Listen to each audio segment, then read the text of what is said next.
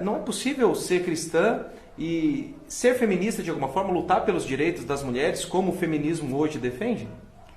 Pois é, Wagner, nessa tua pergunta já tem digamos, um erro, né? Uma falácia, que é dizer que o movimento feminista luta pelos direitos das mulheres. Eu prefiro dizer que o movimento feminista luta pelos direitos das feministas.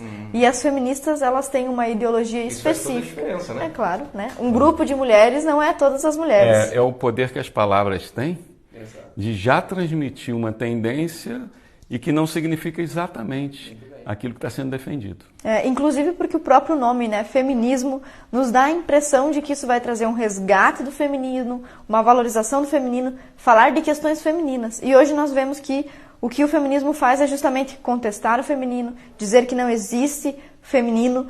Inclusive, uma das principais escritoras do movimento feminista escreveu A Mística Feminina, dizendo que as características femininas, aquilo que a gente conhece como feminino, como mulher eterna, é uma invenção social, uma invenção cultural. Então, na própria palavra feminismo, você já tem a contradição, que de feminino não tem nada, né? E tem tudo de contestação ao feminino, de desconstrução ao feminino. E é por isso que eu não consigo, e eu acredito que nenhum cristão consegue conciliar cristianismo e feminismo. Por vários motivos, né, além desse, como, por exemplo, as principais virtudes cristãs que estão mais em falta hoje em dia, né? A castidade, a modéstia, a temperança e também uma inclinação à submissão a Deus, né?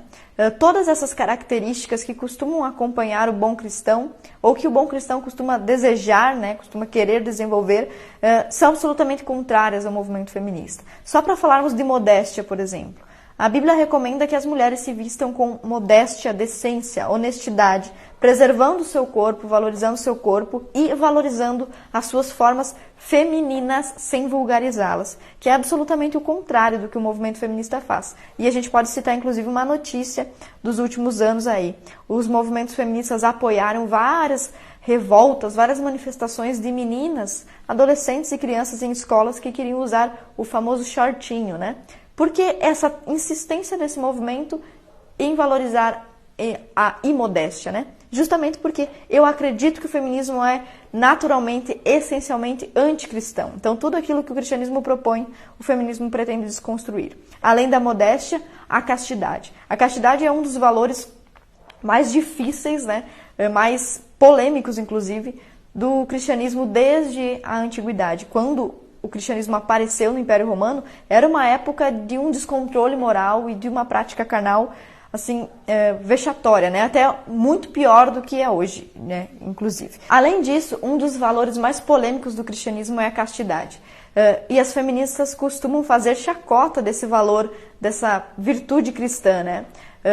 O sexo fora do casamento, seja através do adultério, do poliamor, da poligamia, das pautas do amor livre ou mesmo do sexo antes do casamento, são os temas preferidos das feministas. Elas escreveram inúmeros livros sobre isso, desde O Segundo Sexo, da Simone de Beauvoir, até escritoras como Margaret Sanger, que incentivava métodos contraceptivos que, por sua vez, acabam dando vez à incontinência sexual. Então, são muitas virtudes cristãs. E para todas elas o feminismo se levanta como inimigo, né? Como uma força veemente, um interesse real de destruir tudo isso. A família é um outro valor essencialmente cristão. A família como nós conhecemos, que foi formulada, apresentada para a civilização quando Cristo disse que o homem deve amar a mulher, a esposa deve submeter-se ao marido. É um estereótipo do qual as feministas têm verdadeiro pavor, né? Elas combatem a família patriarcal, que elas chamam de família burguesa. Então, o que você está levantando é que o feminismo é um conjunto de ideias que vão se levantando, e um conjunto de ideias a gente chama ideologia, vão se levantando com um conjunto de valores cristãos que teriam sido não só estabelecidos, como se diz biblicamente, estou falando agora como um cientista social, de que se você tem uma norma escrita para uma determinada cultura e aquilo permanece, aquilo se torna um valor, e vice-versa. Você transforma aquilo em valor porque é um costume.